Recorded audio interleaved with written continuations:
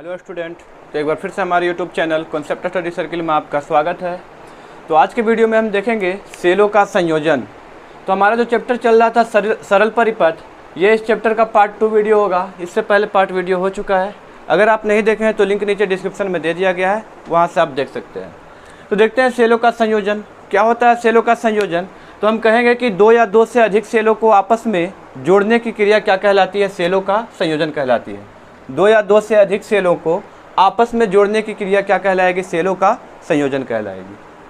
अब हम इसमें देखेंगे सेलों का संयोजन दो तरीके से करेंगे। एक होगा सेलों का श्रेणी क्रम संयोजन और एक होगा सेलों का समांतर क्रम संयोजन। तो देखते हैं सेलों का श्रेणी क्रम संयोजन। तो सेलों के श्रेणी क्रम संयोजन किसे कहते हैं? तो सेलों का वैसा संयोजन जिसमें प्रत्येक सेल का निगेटिव टर्मिनल अगले सेल के पॉजिटिव टर्मिनल से जुड़ा हो। क्या कहेंगे? सेलों का वैसा संयोजन जिसमें प्रत्येक सेल का निगेटिव टर्मिनल अगले सेल के पॉजिटिव टर्मिनल से जुड़ा हो, तो ऐसे संयोजन को क्या कहते हैं? सेलों का श्रेणी क्रम संयोजन कहते हैं। यहाँ पे फिगर में दिखलाया गया है कि सेल यहाँ पर जोड़ा गया है श्रेणी क्रम में, और यहाँ पर पॉजिटिव टर्मिनल, ये क्या है? Negative terminal. यानी प्रत्येक सेल का निगेटिव टर्मिनल अगले सेल के पॉजिटिव टर्मिनल से जुड़ा है। अब इसका निगेटिव टर्मिनल अगले सेल के पॉजिटिव टर्मिनल से, इसका निगेटिव टर्मिनल अगले सेल के पॉजिटिव टर्मिनल से। इस तरह से यहाँ पर क्या लिखे हैं कि ई विद्युत वाहक बल, प्रत्येक सेल का विद्युत वाहक बल कितना लिया गया है? यहाँ पर ई। प्रत्येक सेल का विद्युत वाहक बल ई है और इसका आंतरिक प्रतिरोध कितना दिया हुआ है? आर दिया हुआ है। तो प्रत्येक सेल का विद्युत वाहक बल ई और आंतरिक प्रतिरोध कितना? आर जो है। इस तरह के कितना सेलों को, एन सेलों को किस क्रम में जोड़े हैं? श्रेणी क्रम में। यहाँ पे लिखे हैं कि विद्युत वाहक बल ई विद्युत वाहक बल एवं आर आंतरिक प्रतिरोध वाले एन सेलों को श्रेणी क्रम में जोड़ा गया है, जिसके संगत एक बाह्य प्रतिरोध कितना है? आर। इसके संगत में एक बाह्य प्रतिरोध कितना लिया गया है? आर लिया गया है। अब हम देखते हैं यहाँ पर कि कुल विद्युत वाहक बल क्या होगा।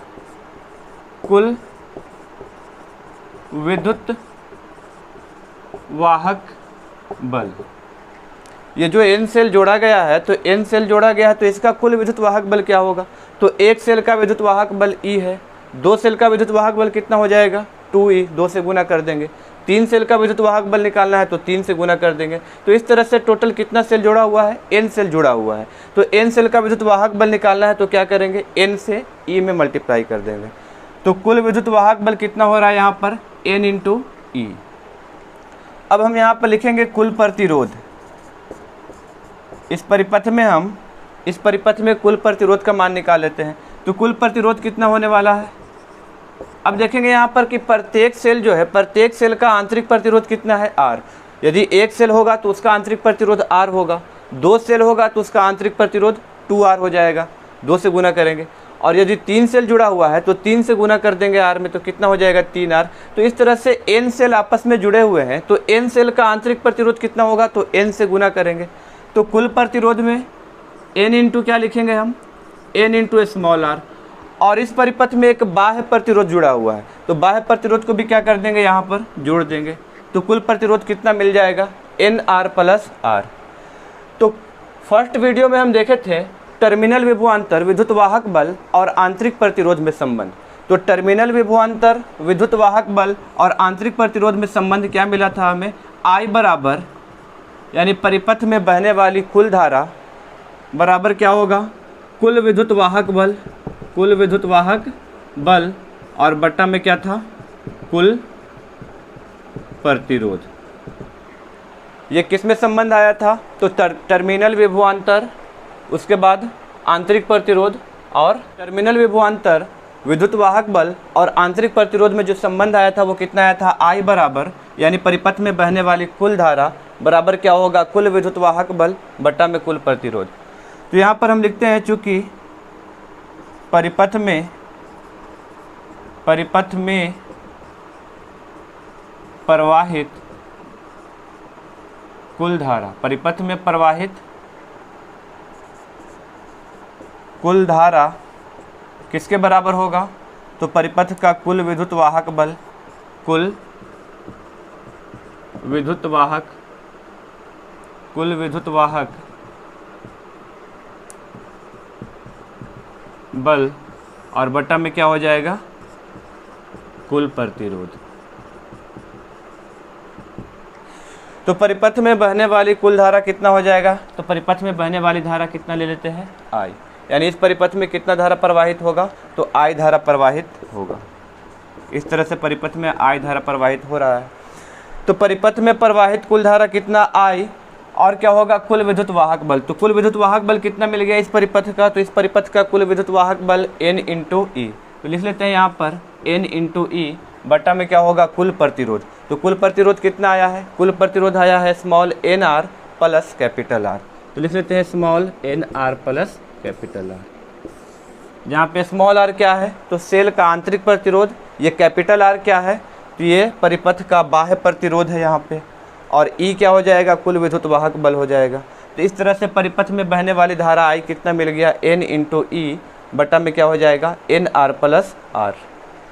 अब हम निकाल लेते हैं यहाँ पर दो केस देखते हैं कि जब परिपथ में, यानी ये जो सेल है, सेल का आंतरिक प्रतिरोध R, अगर ये R ना हो यानी नगण्य हो, ना के बराबर हो, तब परिपथ में बहने वाली धारा का मान क्या होगा।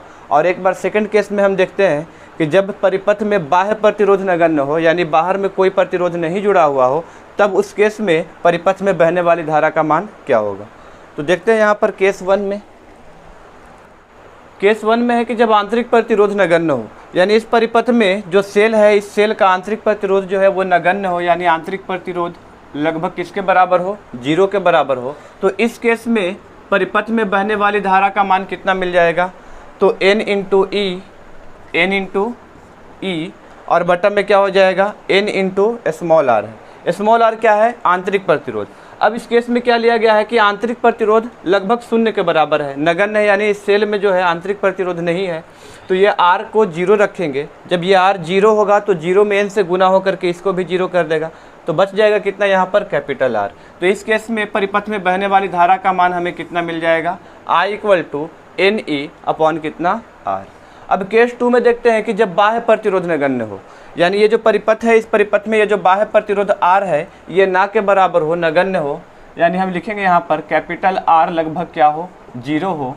तो इस केस में परिपथ में बहने वाली धारा का मान कितना होगा, तो NE यहाँ पर है तो क्या लिख देते हैं, NE, और ये R यहाँ पर 0 होने वाला है, कैपिटल R, तो क्या बच जाएगा, N × स्मॉल r। तो लिखते हैं N × स्मॉल r। अब N से N क्या होगा, कैंसिल हो जाएगा। तो N से N कैंसिल होगा तो बचेगा कितना, I = E upon small r। और इस केस में ये जो परिपथ में बहने वाली धारा है इसका मान क्या होगा, महत्तम होगा। तो यहाँ पर हम कर सकते हैं कि इस केस में परिपथ में बहने वाली धारा मैक्सिमम होगा, तो I max का मान कितना आया, E अपॉन स्मॉल r। अब इसके बाद देखते हैं सेलों का समांतर क्रम संयोजन। सेलों का समांतर क्रम संयोजन यानी पैरेलल कॉम्बिनेशन ऑफ सेल्स। तो क्या है सेलों का समांतर क्रम संयोजन, तो हम इसमें क्या कहेंगे कि सेलों का वैसा संयोजन जिसमें प्रत्येक सेल का पॉजिटिव टर्मिनल एक बिंदु से जुड़ा होगा और इसका निगेटिव टर्मिनल किसी दूसरे बिंदु से जुड़ा होगा। तो सेलों के ऐसे संयोजन को क्या कहेंगे, सेलों का समांतर क्रम संयोजन। इसमें क्या है कि प्रत्येक सेल का पॉजिटिव टर्मिनल जो है बिंदु A से जुड़ा हुआ है और इसका निगेटिव टर्मिनल किससे जुड़ा हुआ है, बिंदु B से जुड़ा हुआ है। यहाँ पर लिख सकते हैं कि सेलों का वैसा संयोजन जिसमें प्रत्येक सेल का पॉजिटिव टर्मिनल एक बिंदु से तथा निगेटिव टर्मिनल जो है किसी दूसरे बिंदु से जुड़ा है। तो प्रत्येक का निगेटिव टर्मिनल किसी दूसरे बिंदु B से जुड़ा हुआ है, तो उसे सेलों का क्या कहते हैं, समांतर क्रम संयोजन कहते हैं। तो यहाँ पर हम क्या किए हैं कि M सेलों को जिसका विद्युत वाहक बल कितना है, इसमें प्रत्येक सेल का विद्युत वाहक बल E और आंतरिक प्रतिरोध R है। इस सेल का भी विद्युत वाहक बल E, आंतरिक प्रतिरोध R है, और इस सेल का भी विद्युत वाहक बल E और आंतरिक प्रतिरोध कितना है, R है। तो इस तरह से कितना सेलों को, M सेलों को किस में जोड़ा गया है, समांतर क्रम में जोड़ा गया है, और इसके संगत में एक बाह्य प्रतिरोध कितना है, R जुड़ा हुआ है। यहाँ पर लिखा गया है कि E विद्युत वाहक बल एवं R आंतरिक प्रतिरोध वाले M सेलों को समांतर क्रम में जोड़ा गया है जिसके संगत बाह्य प्रतिरोध कितना है, R है। अब हम देख लेते हैं इसमें कि कुल विद्युत वाहक बल कितना मिलने वाला है। कुल विद्युत वाहक बल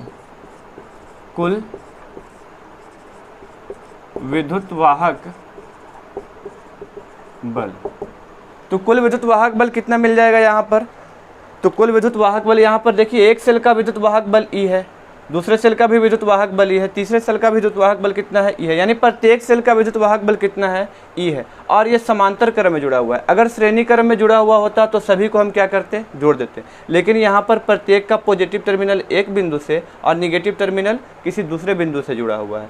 तो इसमें विद्युत वाहक बल जो है वो बदलने वाला नहीं है। तो क्या लिखेंगे यहाँ पर कि कुल विद्युत वाहक बल यहाँ पर कितना मिलेगा, हमें ई मिलेगा। अब बात कर लेते हैं कुल प्रतिरोध का। तो कुल प्रतिरोध में एक तो बाह्य प्रतिरोध R है और उसके बाद प्रत्येक सेल का आंतरिक प्रतिरोध कितना है, R। तो ये जो आंतरिक प्रतिरोध R है ये किस क्रम में जुड़ा हुआ है, समांतर क्रम में। तो प्रतिरोध के समांतर क्रम संयोजन में हम पढ़ चुके हैं कि 1/R नेट क्या होता है, 1/R1, 1/R2, 1/R3 और इसी तरह से और भी आगे होगा। तो 1/R नेट यहाँ पर क्या होने वाला है, तो R1 के जगह पर भी R, R2 के जगह पर भी R और R3 के जगह पर भी क्या होगा, R। यानी प्रत्येक सेल का जो आंतरिक प्रतिरोध है वो स्मॉल r है। तो लिखेंगे यहाँ पर कि 1/R नेट इक्वल, ये सभी R का एलसीएम कितना हो जाएगा, R। ये एक बार में कैंसिल हो रहा है, यानी 1 + 1 + 1 डॉट डॉट कहाँ तक, तो m सेल को जोड़ा गया है। कितना सेल को जोड़ा गया है, इसमें m सेलों को जोड़ा गया है। तो R नेट क्या मिल जाएगा, यहाँ से R नेट मिल जाएगा, R ऊपर जाएगा और ये 1 + 1 + कहाँ तक, m तक। तो बट्टा में क्या मिल जाएगा, m। तो कुल विद्युत वाहक बल E मिल गया और कुल प्रतिरोध क्या मिलने वाला है, तो लिखेंगे यहाँ पर कुल प्रतिरोध क्या होगा। तो एक तो परिपथ में बाह्य प्रतिरोध कितना है, कैपिटल R है, और ये जो आंतरिक प्रतिरोध स्मॉल r है ये समांतर क्रम में जुड़ा हुआ है, इसलिए इसका कुल प्रतिरोध कितना आ रहा है, R कितना आएगा, m आएगा। अब चूँकि हम टर्मिनल विभवांतर विद्युत वाहक बल और इंटरनल रेसिस्टेंस यानी कि आंतरिक प्रतिरोध, इसमें संबंध देख चुके हैं। ये संबंध कितना आया था, परिपथ में बहने वाली धारा I बराबर कुल विद्युत वाहक बल और बट्टा में कुल प्रतिरोध। ये संबंध हमें कहाँ से मिला था, तो ये संबंध मिला था टर्मिनल विभवांतर विद्युत वाहक बल और आंतरिक प्रतिरोध में। तो उसमें ये संबंध आया था कि I बराबर क्या होता है, कुल विद्युत वाहक बल बट्टा में क्या होगा, कुल प्रतिरोध। तो कुल विद्युत वाहक बल कितना मिला, हमें E मिला है। तो देख लेते हैं इस परिपथ में जो बहने वाली धारा है, परिपथ में बहने वाली धारा कितना, I, इसका मान क्या होने वाला है। तो कुल विद्युत वाहक बल के जगह पर क्या आ जाएगा, E आ जाएगा, और कुल प्रतिरोध के जगह पे हम क्या लिखेंगे, R/m प्लस का कैपिटल R। अब इसके जगह पर कुछ नहीं तो क्या होगा, 1 होगा, E के जगह पर E रहने वाला है। अब m और 1 का जब एलसीएम करेंगे तो कितना होगा, m से m तो कैंसिल होगा, यहाँ पर क्या बच रहा है, r। अब m में 1 से डिवाइड देंगे, m बार में कटेगा। अब m में जब r से मल्टीप्लाई करेंगे तो ये क्या होने वाला है, mr। अब क्या होगा, नीचे वाला ये जो m है ये डायरेक्ट ऊपर मल्टीप्लाई हो जाएगा e से, तो लिखेंगे m इंटू का e बट्टा में r plus m into capital R। यानी परिपथ में बहने वाली धारा I का मान क्या मिल गया, me बट्टा में small r plus m into का कैपिटल R। तो ये परिपथ में बहने वाली कुल धारा का मान है I इक्वल टू कितना, me, यानी m क्या है, सेलों की संख्या, E क्या होगा, प्रत्येक सेल का विद्युत वाहक बल, और ये प्रत्येक सेल का आंतरिक प्रतिरोध, और ये क्या है, बाह्य प्रतिरोध है।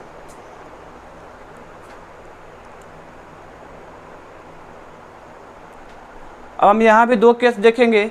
एक केस में क्या देखेंगे, एक केस में ये होगा कि सेल का जो आंतरिक प्रतिरोध है वो नगण्य होगा, और दूसरा केस में देखेंगे कि जब सेल का बाह्य प्रतिरोध नगण्य होगा। तो उस केस में हमें परिपथ में बहने वाली धारा का मान क्या मिलता है। तो केस 1 में हम लिखेंगे यहाँ पे, केस 1 है हमारा कि जब आंतरिक प्रतिरोध R जो है वो 0 के बराबर है, लगभग किसके बराबर, 0 के बराबर, यानी नगण्य है। तो जब इस परिपथ में आंतरिक प्रतिरोध नगण्य होगा तो इस केस में हमें परिपथ में बहने वाली धारा क्या मिलेगा। तो यहाँ से देख लेते हैं, आंतरिक प्रतिरोध नगण्य यानी ये 0 के बराबर, तो क्या बच जाएगा, me बट्टा में कितना, mr। तो लिखते हैं यहाँ पर me बट्टा में mr, m से m कैंसिल है, तो यहाँ पर क्या मिलने वाला है, I इक्वल टू E/R। और इसी तरह से केस 2 में देख लेते हैं कि जब बाह्य प्रतिरोध क्या होगा, नगण्य होगा। जब बाह्य प्रतिरोध नगण्य होगा यानी ये बाह्य प्रतिरोध कैपिटल R जो है लगभग 0 के बराबर होगा, तो इस केस में परिपथ में बहने वाली धारा कितना मिलेगा। तो जब यहाँ पे बाह्य प्रतिरोध को नगण्य मानेंगे, 0 के बराबर मानेंगे, तो ये R में m से गुना होगा, आर तो यहाँ पर 0 हो रहा है, तो 0 में m से गुना होगा तो ये क्या हो जाएगा 0, तो क्या बच जाएगा me upon small r, me upon small r। तो ये केस है जो बाह्य प्रतिरोध नगण्य होगा, और जब बाह्य प्रतिरोध परिपथ में नगण्य होता है तो उस केस में परिपथ में बहने वाली धारा का मान क्या होता है, मैक्सिमम होता है। और यहाँ पर जब आंतरिक प्रतिरोध नगण्य था तो इस केस में बहने वाली धारा कितना मिला था, E अपॉन R मिला था। तो आज के वीडियो में बस इतना ही, फिर मिलते हैं नेक्स्ट वीडियो में। नेक्स्ट वीडियो में हम देखेंगे किरचॉफ का नियम।